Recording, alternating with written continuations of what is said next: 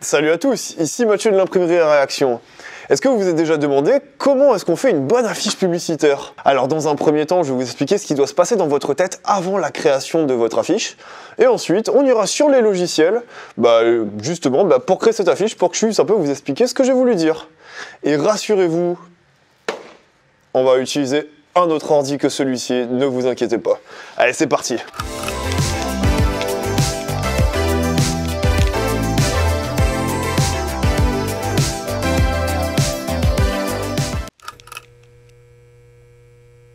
Alors, avant toute chose, il est important de répondre quand même à ces quelques questions.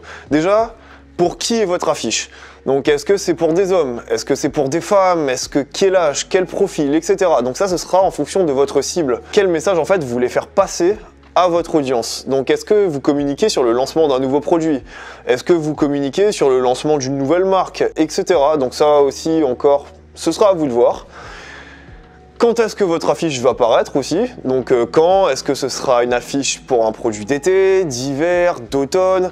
Dernière chose à savoir, le lieu de l'affichage. Que c'est une affiche qui sera destinée à aller par exemple devant votre entreprise, à l'entrée, ou est-ce que ce sera une affiche qui basculera dans la rue? Donc ça, c'est tout ce qu'il faut déterminer avant même de commencer à créer votre affiche. Alors une fois que vous savez ce que vous allez faire de votre affiche, moi ce que je vous conseille c'est de prendre des notes. Donc sur un morceau de papier tout simplement. Donc ça vous permettra de noter par exemple vos idées, ça vous permettra de savoir ce qu'il faut que vous mettiez sur l'affiche, donc que ce soit le logo, que ce soit la proposition de valeur, quelle image, etc. Donc ça ce sera à vous de déterminer ça. Et enfin vous pouvez même en faire quelques croquis.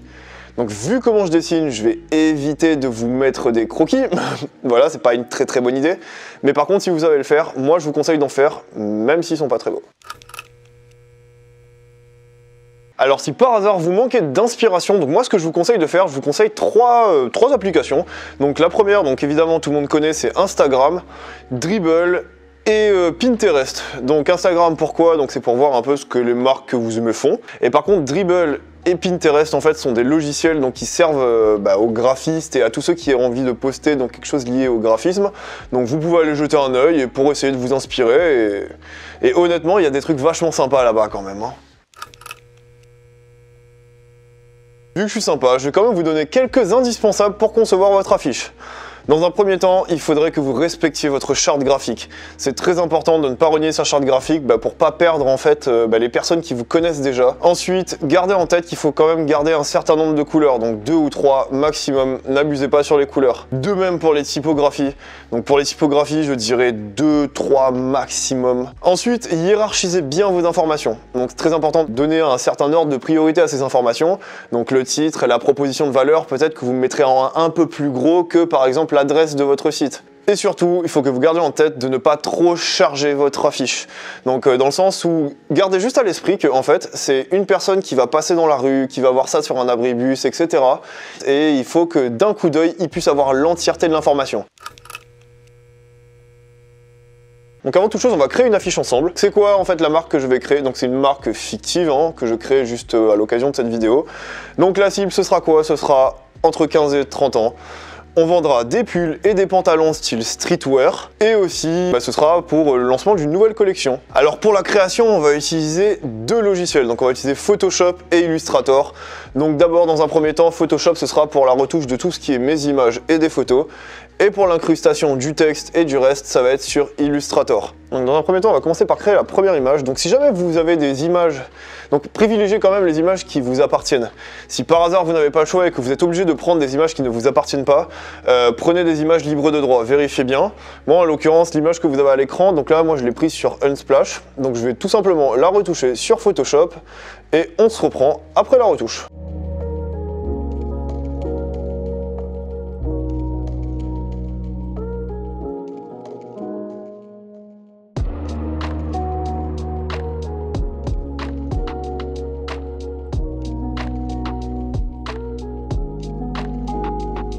Donc voilà, donc une fois l'image retouchée, donc vous allez dans Enregistrer sous et vous enregistrez sous format PSD.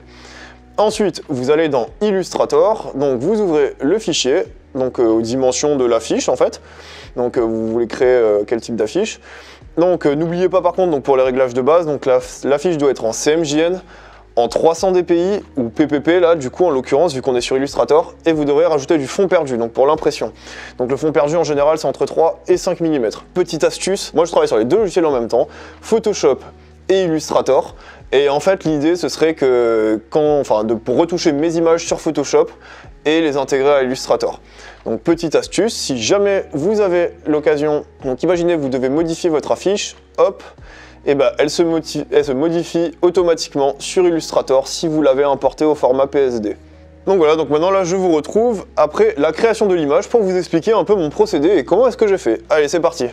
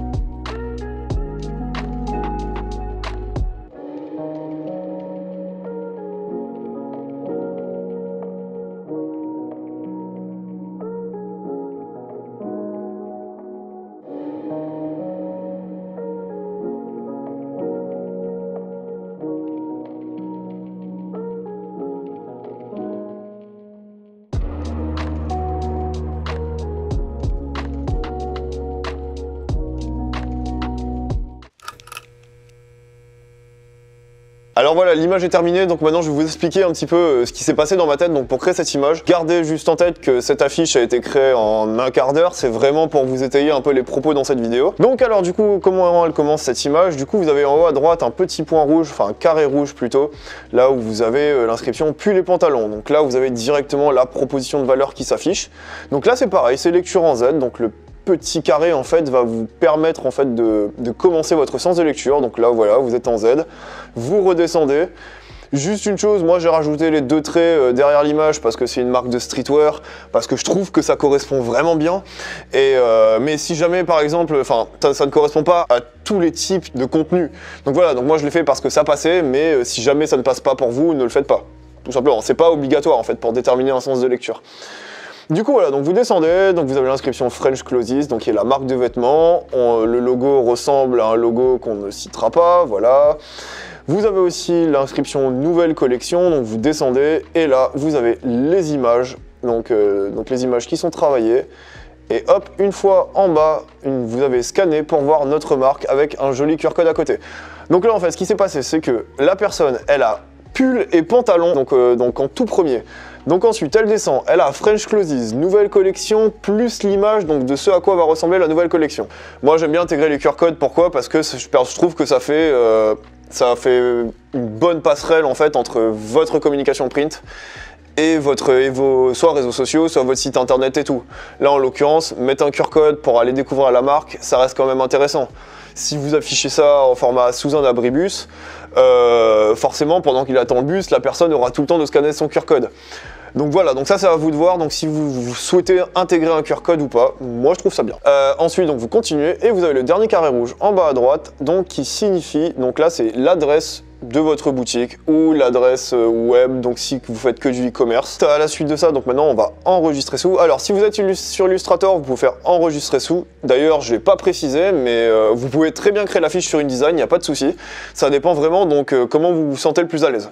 Si vous vous sentez plus à l'aise sur InDesign et vous pensez que c'est mieux, allez sur InDesign, il n'y a aucun problème avec ça.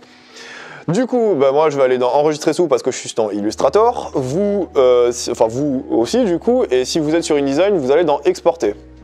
Alors, dans les deux cas, les réglages seront absolument les mêmes. Du coup, vous allez enregistrer ça sous format PDF et vous allez modifier la qualité pour mettre qualité optimale. La compression, donc vous allez mettre compression zip. Donc moi, j'ai ces paramètres-là pour l'impression. Vous pouvez prendre les mêmes si vous voulez.